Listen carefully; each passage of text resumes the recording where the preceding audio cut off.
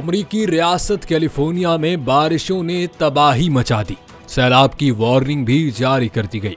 इतवार की शाम रियासत कैलिफोर्निया पहुंचने वाले तूफान के बायस तकरीबन 5 लाख अफराद बिजली से महरूम हो गए, जबकि सेंटा बारबरा और लॉस एंजलिस शहरों के दरमियान तेज बारिशें और आंधी भी आई। अमेरिका की कौमी मौसमियाती सर्विस के माहिरीन का कहना है कि तूफान से 24 से 36 घंटे तक मुसलसल बारिश होने का इम्कान है। अमेरिकी महकमा मौसमियात ने यह भी अलर्ट जारी किया है कि ये बारिश, तूफान और हवाएं मंगल को सैलाब और मिट्टी के सैलाब में तब्दील हो सकती हैं, जबकि रियासत के मरकज और जनूब के 8 शहरों में हंगामी हालत का ऐलान कर दिया और उन इलाकों में सैलाब का अलर्ट जारी किया गया जहां रियासत की 94% आबादी रहती है। दूसरी जानिब बाज़ इलाकों में हजारों अफराद को तूफान के असरात नजर आने से पहले ही महफूज मकामात पर मुंतकिल कर दिया गया है।